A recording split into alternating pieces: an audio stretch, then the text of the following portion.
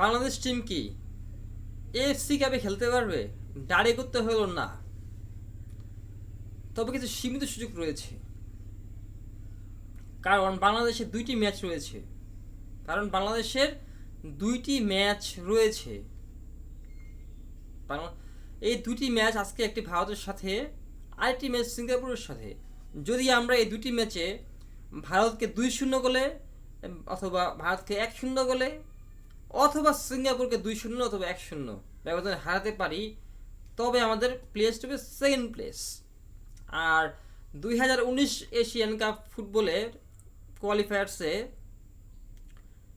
তারা টিমদেরকে second place, যারা সেকেন্ড প্লেস হয়েছিল ওইখান থেকে তারা দু একজনকে টেনেছিল। সেকেন্ড বেস্ট প্লেস টিমদের টেনেছিল। সেই হিসেবে আজকে দুটি ম্যাচ যদি তারা জিততে পারে, তাহলে আমরা সেকেন্ড প্লেসে থাকবো ইনশাল্লাহ। আজকে একটি আর সিঙ্গাপুরের সাথে একটি, এই দুটি যদি আমরা জিততে পারি, তাহলে কি আমরা সেকেন্ড প্লেসে থাকবো। আর এতে আমাদের ফুটবলের র্যাঙ্কে একটা উন্নতি হবে, আর নিজেদের আত্মবিশ্বাস বাড়বে। হামনা চৌধুরী, শামিদ সোম যারা আছে অনেকে, তাদের আত্মবিশ্বাস বাড়বে। দুইটি জিতেছে এবং দুইটি ড্র করেছে, তাদের মোটাল পয়েন্ট হলো 8। আর তাদের গোল দিয়েছে তারা 6টি এবং গোল খেয়েছে তারা 4টি।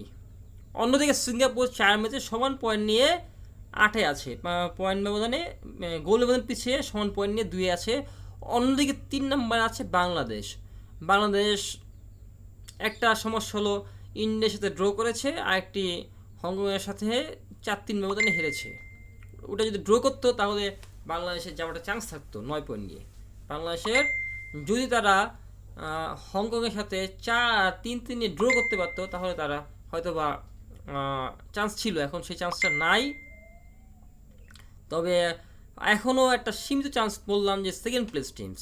তো ভাই আমাদের ইন্ডিয়ার সাথে আজকের ম্যাচ জিততে হবে এবং পরবর্তী ম্যাচ সিঙ্গাপুরের সাথে জিততে হবে। তাহলে আমাদের পয়েন্ট ব্যবধান থাকবে 6-2-8 থাকবে।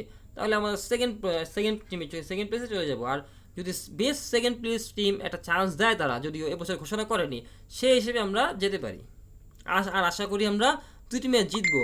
আমরা ভাই এশিয়া কাপ খেলতে পারি আর না খেলতে পারি, আমরা ফুটবলকে ভালোবাসি, আমরা দেশকে ভালোবাসি, আমরা দেশকে সম্মান করি। তাই ভাই আমরা সবসময় দেশের সাথে থাকবো এবং দেশের ভালো শুভকামনা করবো, দেশের ভালো চাইবো। তাই আমরা আশা করি আজকে আমরা ইন্ডিয়ার সাথে ম্যাচ জিততে পারবো ইনশাল্লাহ।